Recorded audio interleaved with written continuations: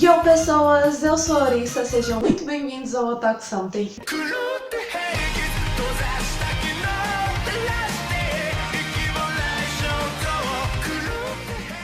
E hoje nós vamos falar de Uzak Drop.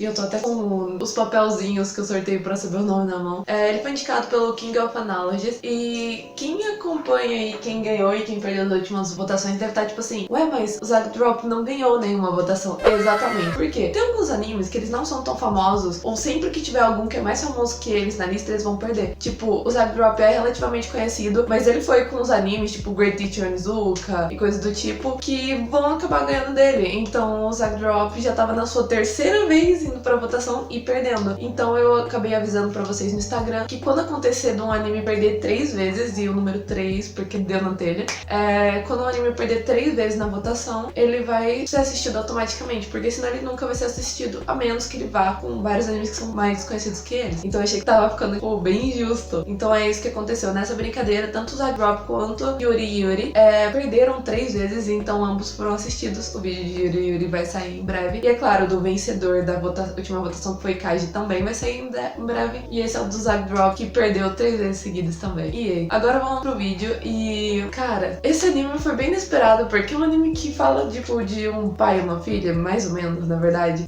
Nós chegamos no anime já com notícia de uma morte. Um cara morreu, ele era um senhor, e um dos netos dele tá lá indo num funeral e tal, e ele vê uma criancinha. E só um pouco de contexto aqui, esse cara, ele é um cara, ele mora sozinho, ele é solteiro, ele tem o trabalho dele, ele é relativamente bem sucedido, tipo, ele é um dos manda-chuvas de sessão, que é ótimo, né? Então, ele tá vivendo a vida dele lá, lobo solitário, mas ele tá ótimo. E aí, ele tá lá no... Ótimo ele não tá, porque o vô dele acabou de morrer, né? Mas ele tá lá no velório, e eu acho incrível como ele parece totalmente... Gente, pelo menos parece um triste no velório, sério. Aquilo foi muito estranho. Só chegou assim, que legal, quanto tempo. E essa criança aí, é a filha da minha prima? Aí eles, não, é a filha do seu avô morto. Sim, o cara tinha uma criança. E eu achei, tipo assim, você olha isso e fica, nossa, ele era um senhor e a filha dele tinha 6 anos. Gente, a irmã mais nova da minha mãe é mais nova que a minha irmãzinha. Tipo, a menina tem 14 anos e ela é minha tia. Então eu não achei tão absurdo assim, porque não tem caso desse na família. Tipo, pessoas velhas têm a vida delas também, sabe? Então, tipo, eu não achei tão chocante assim, mas ele ficou muito... A família inteira, foi um escândalo da família. Ainda mais porque ninguém sabia quem era a mãe. Aí ficou tipo, agora, o que faz com essa menina? Tipo, te juro, o cara acabou de morrer. Mal tinham velado o corpo dele e já tava todo mundo reunido na mesa falando assim, onde a gente tá com essa coisa? No orfanato? O que a gente faz? A gente manda pro espaço? Eu fiquei tipo, gente, é uma criança. E a criança acabou de perder o pai dela. Cadê a empatia? Tipo, ninguém pensou, nossa, vamos ficar com ela um pouco. Nossa, vamos ficar alguém aqui na casa com ela, já que ela morava aqui. Sabe, ninguém tava preocupado com a criança. Tava todo mundo querendo se livrar do problema. E deu uma sensação amarga na boca ver isso, porque, tipo, a criança não tem culpa de nada. Ela acabou de perder o pai. O pai dela, que era o senhor, não fez nada de errado. E tá, eles não sabem que é a mãe podia ter aparecido pra pegar a criança, né? Mas, infelizmente, esse tipo de coisa acontece. Um dos dois indo comprar cigarro e nunca mais voltando, acontece. Então, a família tinha que assumir a criança e eles ficaram discutindo lá com a criança no jardim mesmo e falando da criança em pleno funeral. Eu fiquei muito chocada. Ninguém parecia estar muito se importando com os sentimentos dela, tirando esse cara. O cara ia lá, ele tentava uma abordagem com ela era muito quietinha, muito importada. E aí, ele simplesmente parece ter se pegado um pouco a ela, ele chega a levar ela no caixão pra se despedir do cara e tudo mais. Então, ele simplesmente fala, levanta assim da mesa, e todo mundo lá olhando pra ele, você quer vir pra casa comigo? Para criança, é criança. E aí eles vão pra casa, e eu fiquei tipo, meu Deus. E o pior é que, foi o que eu falei pra vocês, o cara vivia sozinho. Sim, vida de lobo solitário. E aí de repente tem uma criança de 6 anos na casa dele. O que pode dar certo nessa situação? Nada. Tipo, a criança que lembrou pra ele que ela tem escola, parece que ele não tinha se tocado que, tipo, a criança ia pra escola, sabe? E aí ele não tem onde deixar, ele não tem onde levar, e aí, tipo, no dia seguinte é segunda-feira, por exemplo, ou 2 dias depois, eu lembro bem. Mas eu lembro que logo chega segunda-feira e a criança precisa ir pra escola, ele precisa trabalhar, e se ela não for pra escola, não tem onde deixar ela, com quem deixar ela. E ele começa a ligar para as pessoas que têm filho para ajudar ele. Tipo, ele tem a prima dele lá que tem uma criança da idade da menina. Então ele fica tipo, o que eu faço com isso aqui? Então assim, eu senti um desespero que foi assim maravilhoso de ver. E, cara, é complicado porque é um adulto sozinho com uma criança. E aí, tipo, ele tem a família dele, mas ninguém parece muito interessado, sabe? Então quando você mora sozinho com a criança, mas você tem o rap da família, dos amigos, é uma coisa. Mas ele simplesmente ficou sozinho com a menina e ele falava com as pessoas por telefone ou pedia ajuda pra amiga do trabalho, tipo, de dicas, sabe? Mas ninguém dava uma ajuda física.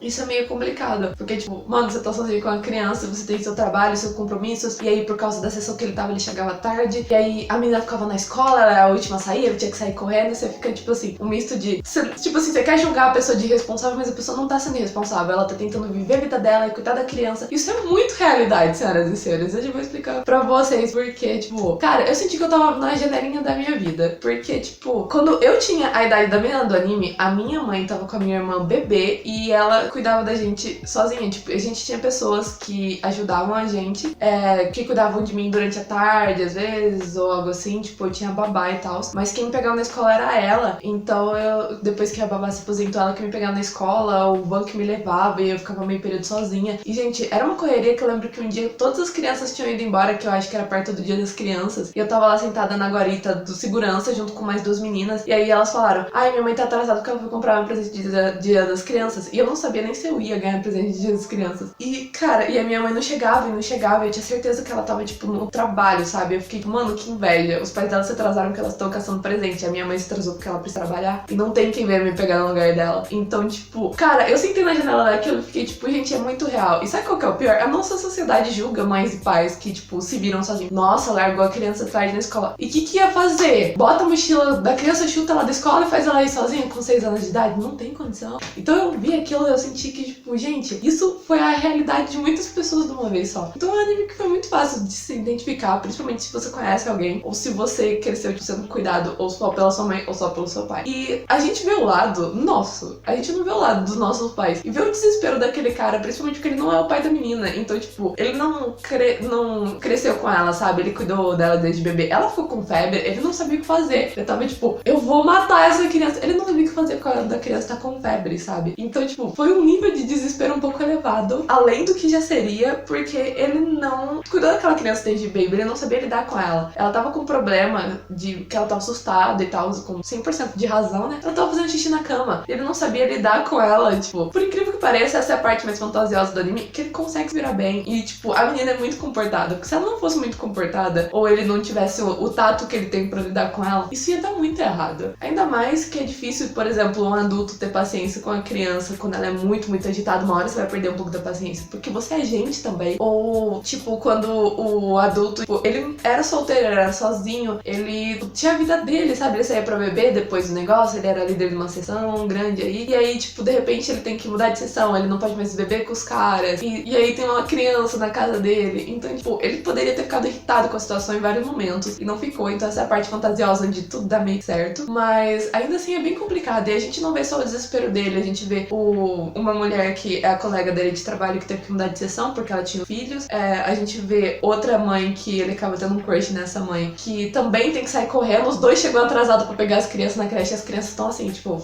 Então é um negócio muito realidade e ao mesmo tempo tem um clima fofinho, sabe? Você não vai, tipo, rachar de rir ou chorar litros. Não, você vai, tipo, é um anime de boa, mas eu sentei naquilo e fiquei, tipo, cara, isso é muito realidade. Então eu achei isso excelente. Eu gostei muito de Zagral.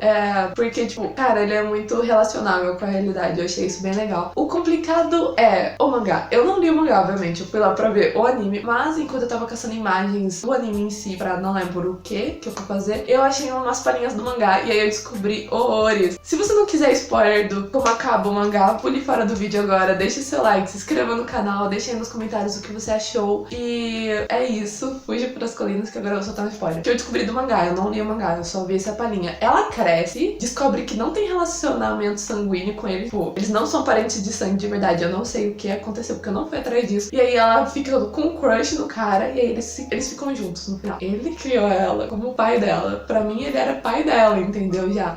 Eles não fizeram isso de, tipo, ela não adotou o sobrenome dele, ela quis manter o sobrenome do pai dela e tal, isso foi legal e tal. Mas ele criou ela como pai dela, ele criou ela desde os 6, aí ela fica maior de idade e aí pede pra ficar com ele. E eles ficam num relacionamento. Não é mostrado nada amoroso desse tipo, mas é assim que acaba. E eu sinto que todo aquele relacionamento fofo que eu fiz com o anime foi 100% destruído depois que eu vi aquilo. Eu gostaria muito de saber quem ficou pra receber o spoiler, o que vocês acham disso, porque eu vou fingir que só existe até metade do mangá, que é onde conta a história. Porque eu fiquei, tipo, faz sentido de acordo com a cultura do Japão, de tipo, eles não tinham relacionamento sanguíneo, era mais fácil pros dois, porque o cara não tinha ninguém. Ele ainda tava encanado lá na mãe do moleque, que nunca rolou nada com ele.